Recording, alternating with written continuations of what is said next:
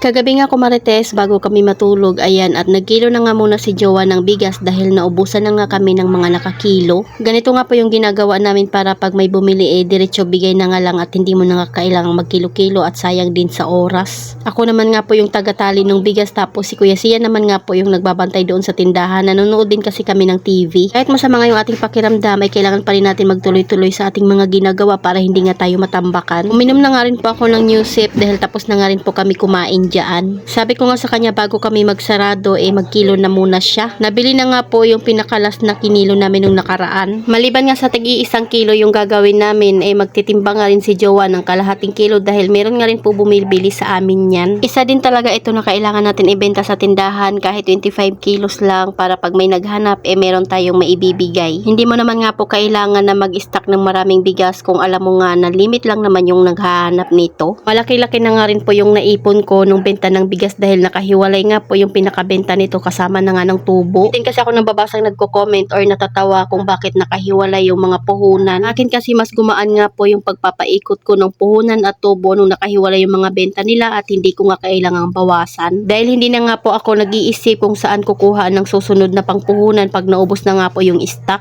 Hindi kagaya nung halo-halo nga po yung benta ko at talaga namang minsan ay hindi ako nakakabili ng dilata o di kaya mga sigarilyo dahil napupunta lahat sa tindahan. Kakalito daw kasi lalo na pag maraming bumibili. Lagi ko nga sinasabi ko Marites kung saan ka komportable ayun nga yung gagawin mo. Siyempre sa una ay malilito ka talaga, pati nga po yung nagbabantay ng tindahan mo malilito na rin. Sa katagalan ay hindi ka na nga malilito dahil alam mo na nga kung saan ilalagay yung benta. So ayan nga po yung ginawa ng panganay ko, tinutal niya muna lahat ng mga pinamili ng customer. Pagkatapos niya dyan magsukli ko Marites, ang gagawin niya naman nga po ay kukuhain niya dyan yung pinagbentahan ng soft drinks pati chichirya. Umagahan naman nakapag-order na nga po ulit ako ng Coke na soft drinks dahil yun nga po yung unang naubos sa akin. Ayan, at magwawalis nga lang po ako dito sa harap ng tindahan namin. Nag-comment din nga po sa akin na mag-video naman daw ako sa ibang mga bahay dito para makita nga po yung paligid. Hindi ko nga yun ginagawa ko Marites dahil hanggat maaari ay sariling buhay ko lang talaga yung pinapakita ko dito sa aking mga content. Syempre privacy nila yun Marites at hindi tayo pwedeng mangialam. Tapos na rin naman ako magwalis dyan Marites. Ayan, at meron ngang bumibili sa ating munting tindahan. Hindi na nga ako pumasok dahil nandyan naman si Kuya Siya nagbabantay. Nung nakaraan ang daming tambak nitong aming harap ng tindahan kaya pangitingnan ngayon nga po ay wala na. Pero merong balde dyan Marites, lagayan ng mga bote na sinasauli. Pumasok na nga rin po ako sa loob ng bahay dahil may nagchat nga po na magpapaprint. Kahit Saturday or Sunday nga Marites meron pa rin nagpapaprint sa atin kaya talaga namang kumikita din itong ating printer. Sa una lang talaga nakakalito magprint sa cellphone o di kaya sa laptop pero pag nasanay ka na ay talaga namang madali na lang.